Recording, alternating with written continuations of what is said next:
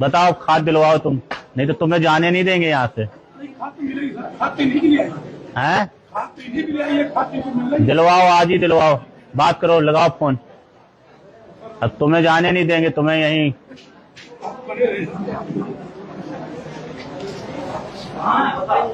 तहसीलदार कहाँ है? बुलाओ, आज सबको यहीं बैठा लो, जब तक कोई जाएगा नहीं, जब तक खाद नहीं मिलेगी।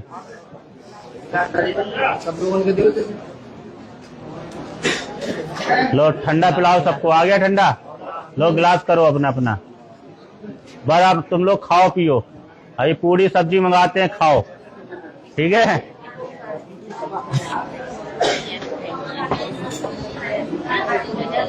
अभी खाद मिलेगा, जब तक खाते पीते रहो। क्यों भाई? हैं? सबको खिलवाओ जब तक कोई छूटे ना। आज दरोगा जी की जमानत नहीं होगी जब तक खाद नहीं मिल जाएगी, ठीक है?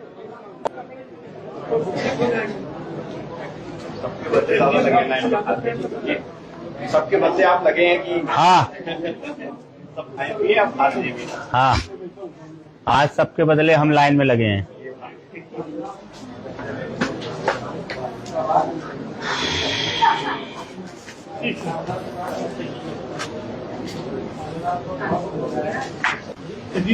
हमने तो डीएम को भी, डीएम से ही बात कर रहे थे ना, तो एसडीएम को भी क्या दिया तुम्हारे? क्या दिया? बांटे नहीं तो उनको भी बंद बैठा लेंगे। आज खाद बटेगी जब तक तुम्हें भी जमानत नहीं मिलेगी।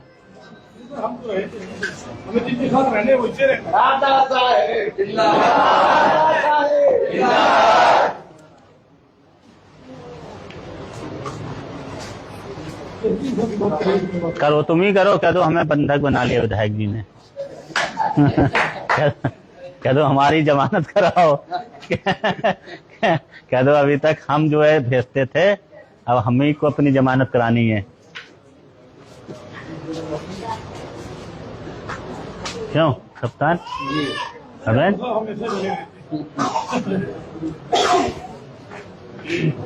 आज आपकी जमानत में खाद लगेगी बस।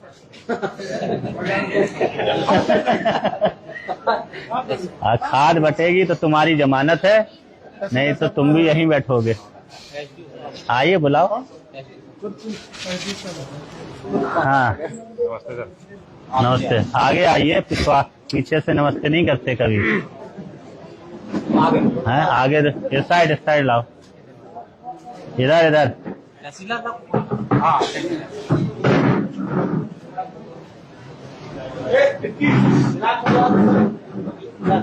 कहाँ है तहसीलदार? आ गए?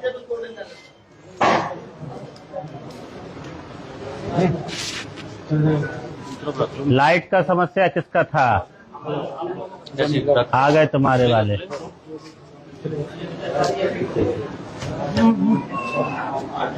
हाँ है? नया वाला कहाँ बंद होता है?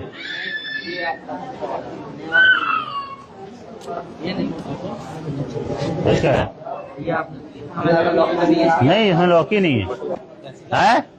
जब तक तुम्हारे वाले आ रहे हैं, ये इनको तो अपन ने अरेस्ट कर ही लिया है। कहाँ है? हेलो, कहाँ है मिश्रा जी? सर एलडीएस में एग्जाम चल रहा है सर, ट्रेनिंग सेंटर का। क्या किया जाए? खाद नहीं बंटवा रहे, किसान परेशान है। तो खाद सर बटेगी कल से सर। आज गए थे ना सब, उतनी देर नहीं हो पाया। आज पहला दिन था सर। हमारे यहाँ पे 400-500 लोग बैठे हैं खाद लेने के लिए, तो आ जाओ। ठीक है सर, किसी को यहाँ पे दिखाता हूँ। हाँ बुला लो, यहीं आ जाओ, है ना? हाँ, और कितना टाइम लगेगा आपको? पूछो कितना टाइम लगेगा, अब बात कर। है? आता हूँ सर, आता हूँ। कितना टाइम लगेगा?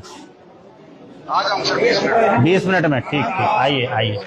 भैया और राम राम, नमस्कार। हमें बुंदेली बौछार महुआ से भरत त्रिपाठी। हमारे संग आज खास चर्चा करें कि लाने बुंदेलखंड की चरखारी विधानसभा से भाजपा विधायक ब्रजभूषण राजपूत और गुड्डू भैया हैं। विधायक जी सावन के मास में 1 महीना की अपनी मौन तपस्या और पिछले 14 महीने से व्रत भी है। काफ़ी लंबे समय बाद विधायक जी आज बुंदेली बौछार पे हैं, खास चर्चा करें। विधायक जी बुंदेली बौछार में आपको स्वागत है। जय जय बुंदेलखंड। विधायक जी आप पूरे सावन मौन व्रत रहे जी। तो पिछले 1 वर्ष से आप सावन से सावन तक आप अन्न का त्याग है, उपवास चल रहा है। कैसी तपस्या है है? ये तपस्या तो महादेव ही जाने। महादेव की तपस्या है। महादेव ने अपनी सेवा करने का मुझे मौका दिया। उन्होंने मुझे चुना, इस लायक समझा कि पूरे सावन में मौन व्रत रह सका। और अभी भी लगभग 14 महीने हो चुके हैं और अभी भी मेरा उपवास जारी है, जो मैं फलाहार पे हूँ 14 महीने से लगातार।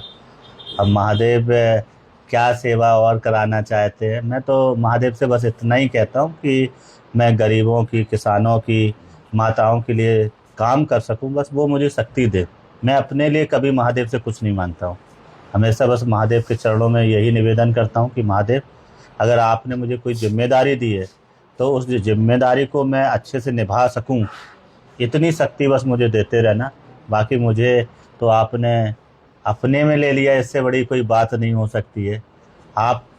आपकी सेवा, आपका सेवक मैं बन गया हूँ इस संसार में, उससे बड़ा कुछ नहीं है। कैसे विधायक जी प्रेरणा आई, कहाँ से जो मन में आ गो लगातार 14 महीना अन्न को त्याग और 1 महीना पूरा मौन व्रत? अब ये तो महादेव ही जान सकते हैं।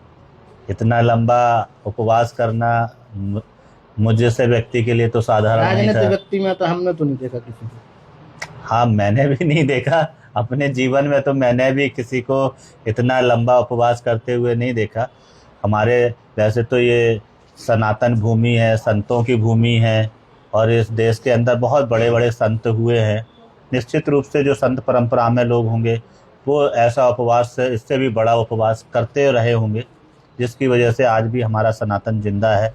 आज शायद उन्हीं लोगों की तप के बल पर, उनके साधना की दम पर कहीं से मुझे महादेव की सेवा करने का मौका मिला और महादेव से जुड़ने का मौका मिला और महादेव ने मुझे अपनाया। ये सबसे बड़ी बात है। आज मैं उनका विशेष भक्त के रूप में भी जाने लगा हूँ। लोग मुझे बड़े शिव भक्त के रूप में भी पुकारने लगे हैं। आमतौर पर लोग विधायक तो कहते ही थे, मगर आज शिव भक्त के रूप में लोग मुझे पुकारते हैं, तो बहुत खुशी होती है और बहुत प्रशंसा होती है। शिव भक्त जो जिनकी शिव की अर्चना जो करते हैं, जो जग जाहिर हैं, कैलाशानंद महाराज जी, उनसे भी आपको साक्षात्कार भाव कैसा पूरा पुत्र? जब हम लोगों की मुलाकात हुई थी तब वो भी मौन व्रत में थे और मैं भी मौन व्रत में था, तो उस वक्त तो हम लोगों की कोई बात ही नहीं हुई थी। बस इशारों में जो है एक दूसरे, उनके मुझे दर्शन करने का मौका मिला। वो महामंडलेश्वर हैं, बड़े संत हैं, देश के बड़े बड़े व्यापारी और नेता उनका आशीर्वाद, उनका सानिध्य लेते हैं। मगर एकाएक ऐसे सावन के माह में, और जब मैं मौन व्रत में था और वो मौन व्रत में थे, ऐसे में अचानक उनके दर्शन होना, उनसे मिलना मेरे लिए अपने आप में एक बड़ी बात थी। और इसके बाद मैं उनसे मिलने भी गया था, उनका आशीर्वाद भी मैंने प्राप्त किया। नहीं, उनसे मिलना अपने आप में, हम भी कुंभ में ईश्वर की कृपा से उनके हमें भी दर्शन रहते हैं। जी जी जी विधायक जी, और आप मौन व्रत के बाद सीधे आप जनता के बीच में आए। लगातार आपकी वीडियो देख रहे, सोशल मीडिया से भी देख रहे और जनता भी देख रही। आपके जनता दरबार में लगातार भीड़ मतलब उमड़ रही, तो क्या समझो जाए कि अफसरशाही, कहीं लापरवाही अफसरशाही में है, तभी नेता के दरवाजे पे लोग पहुंच रहे? देखिए भरत जी, 2 बातें हैं। एक तो व्यक्ति की अपने करने की जो सेवा का भाव होता है कि हमें काम करना है, हमें रिजल्ट देना है, हमें गरीब व्यक्ति को मौके पे ही समस्या का समाधान करके भेजना है। जब भाव में सेवा का भाव होता है तो जब लोगों को फिर दिखने लगता है कि वहाँ जाएंगे तो हमारा काम हो जाएगा, फिर वो देखता है कि हमें पूरा मान सम्मान प्यार भी मिल रहा है। तो कहीं ना कहीं पे ये चीज़ है कि जो गरीब आदमी है वो सरकारी ऑफिसों में जाता है, एक तो उसे सम्मान नहीं मिलता है, दूसरा उसको समय पे काम नहीं होता है, तो जिसकी वजह से वो परेशान होकर भटकता है। मेरे यहाँ आकर उनको जो है दोनों चीज़ें मिलती हैं, सम्मान और प्यार भी मिलता है और काम भी उनका हो जाता है। एक वीडियो में सोशल मीडिया पे डली, आप ही के लोगों ने डाली, पुलिस वाले भी बैठे, कछु जनता भी बैठी, आप पुलिस वाले से कह रहे कि अगर इनको काम न हुए तो आप कभी बंधक बना लें, वो कौन सा वो बंधक नहीं, जमानत नहीं मिलेगी, मतलब अच्छा, वो उस वक्त था कि जब तक जनता का काम नहीं हो जाएगा तब तक हम आपको यहाँ से नहीं जाने देंगे। अच्छा, हाँ, और ये है कि हाँ अधिकारी काम करे, जनता का काम करने के लिए आप तनख्वाह ले रहे हो, आपको आपने जो नौकरी पाई है उस नौकरी की सेवा आप दें, लोगों के काम करें, जिससे गरीब आदमी को, किसान को, माता को, बहन को भटकना ना पड़े। आप अपनी जिम्मेदारी से बच नहीं सकते। इसलिए मेरा कहना साफ साफ आपके चैनल के माध्यम से भी मैं ये कहूँगा कि जितने भी अधिकारी हैं, सरकारी कर्मचारी हैं, गरीब जनमानस आए, किसान आए, गरीब महिला आए, अगर उनकी समस्या है पहले प्यार से सुनो। आधी बीमारी जो है उनकी बात सुन के भी खत्म होती है।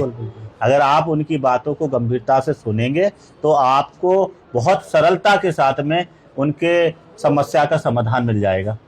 उनकी समस्याएं बड़ी नहीं है, बहुत छोटी छोटी समस्याएं हैं, खेत की नपाई की, नाली की, सड़क की, बिजली के बिल की, बहुत छोटी छोटी सी समस्याएं हैं। इतनी छोटी छोटी सी समस्याओं के लिए अगर आम जनता को जो है आज़ादी के इतने बरस बाद में अगर चक्कर काटने पड़ रहे हैं तो ये अच्छा नहीं है मेरी नज़र में। तो मुझे यही लगता है और मैं यही कहूँगा कि जैसे छोटा सा बिजली का बिल आ जाता है, ज़्यादा होता है, गरीब आदमी जितना समझदार नहीं है, इतना पढ़ा लिखा नहीं है कि वो बार बार आपके चक्कर काटे। उसको 2 वक्त की रोटी कैसे कमानी है वही उसके लिए बड़ा मुश्किल होता है। तो ऐसे में सब लोग मिलके, सरकारी कर्मचारी हों, जनप्रतिनिधि हैं या जो समाज सेवा का काम करते हैं, वो भी जो है सेवा करें, मन से करें। अधिकारियों में कहूँ न कहूँ डर तो है चरखारी विधायक ब्रजभूषण राठी को। आपकी बातन से, आप जब बात करा तो उनसे वीडियो आपकी आती, क्या है बातचीत विधायक जी आपके अंदर ऐसे?